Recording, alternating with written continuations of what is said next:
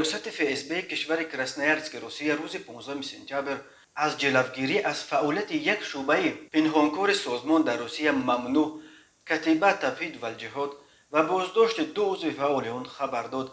در ویدیویی که فیسبوک نشر کرد دیده می شود که مقامات امنیتی سر و پا مسلح وارد یک نانوایخانه مهاجران می شوند و همه را امر می دهند که رو به فرش بنا بخوابند.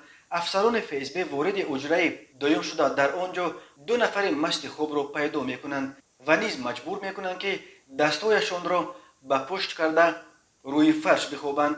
در ویدیو دیده می شود که افسران فیسبوک حدود 10 مهاجر را روی فرش قطار خواباندند. در نتیجه گذرانیدن چاره‌بینی های فوری و جستجویی فعالیت طرفداران سازمان تروریستی کتیبه تفهید و الجهاد در قلمرو کشور کراسنایارسک پیشگیری کرده شد. گفته می شود در اطلاعیه فیسبوک گفته می شود که دو شهروند یکی از جمهوری های آسیای مرکزی به کراسنایارسک برای تبلیغ ایدئولوژی تروریستی و جلب ساکنان محلی به صف سازمان کتیبه تفهید و الجهاد آمده بودند.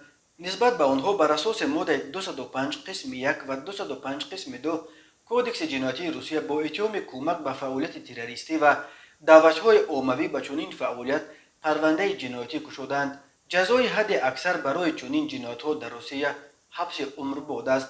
کتیبه تفهید و الجهاد یک سازمان افراطی از لحاظ عقیده نزدیک به داعش است که جنگیان زاده آسیای مرکزی در سوریه و عراق تأسیس دادند. تحت پرچم آن اساساً جنگیان از ازبکستان جمع شده بود. این گروه با قرار دادگاه حربی حوزه مسکو از 5 ایون سال 2019 سازمان تروریستی اعتراف شده فعالیتش در روسیه منع کرده شده است. در سالهای آخر ده‌ها تن از مهاجران از کشورهای آسیای مرکزی از جمله زادگان تاجیکستان در روسیه با اتهام دست داشتن در فعالیت تروریستی بازداشت و زندانی و چند نفرش حتی هنگام بازداشت از جانب کارمندان فیسبوک کشته شدند. نزدیکان برخی آنها و همچنین حامیان حقوق میگویند که مقامات امنیتی روسیه در بسیار موارد پای مهاجران بی‌حقوق را بی اساس با دلیل‌های بافته و ساخته با مقصد بالاتر نشان دادن نتیجه‌های به دست آورده خود در مبارزه با تروریسم به چنین پرونده‌ها می‌چسبانند.